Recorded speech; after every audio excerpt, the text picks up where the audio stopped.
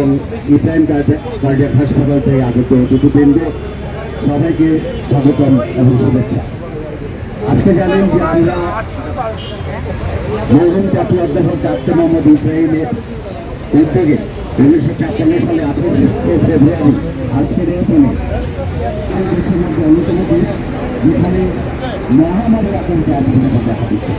এই ব্যাপারে সচেতনতা বৃদ্ধি না করলে শনাক্তকরণ পদক্ষেপ এখন ঝুঁকি জানতে হবে কেন, কারণ আমরা ঝুঁকি হলে পরে আমরা ডাক্তারের কাছে যাই, কিন্তু তার আগে যদি আমরা শনাক্ত করতে পারি, আমরা যদি বছরে অন্তত এতক্ষণ আপনারা চৌধুরী কাছ থেকে শুনলাম যে এই দিবসের ইতিহাসটা কীভাবে শুরু করে। প্রতি বছর আমরা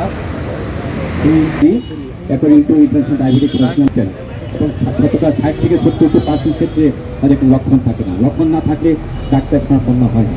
যখন শরণাপন্ন হন অলরেডি কিন্তু অনেক জানার মানে কি, অর্থাৎ আমার ডায়াবেটিস হওয়ার ক্ষমতা আমাদের অবস্থান আছে কিনা, শিকারে কিন্তু আমরা ঝুঁকি আছে।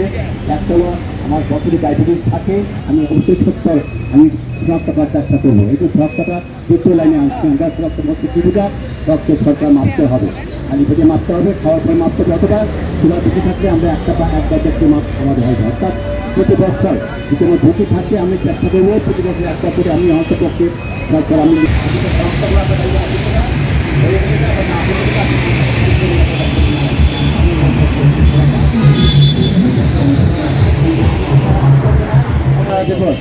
আমরা যদি সচেতন না হই, আমাদের আত্মীয় স্বজন বন্ধু বান্ধব পাড়া প্রতিবেশী সবাইকে সচেতন করে না তুলি, তাহলে কিন্তু একটা বিপদ আসতেছে।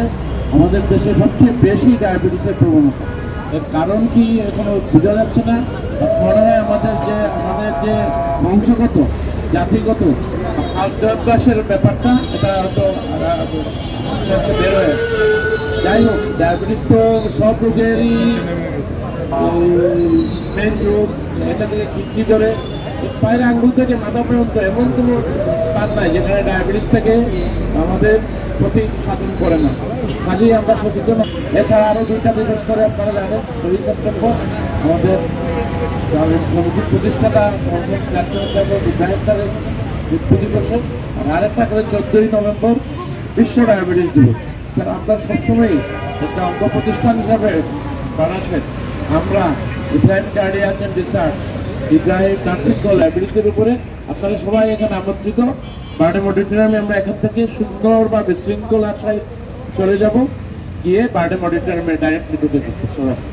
এছাড়া স্বেচ্ছায় যদি রক্ত দিতে চান কেউ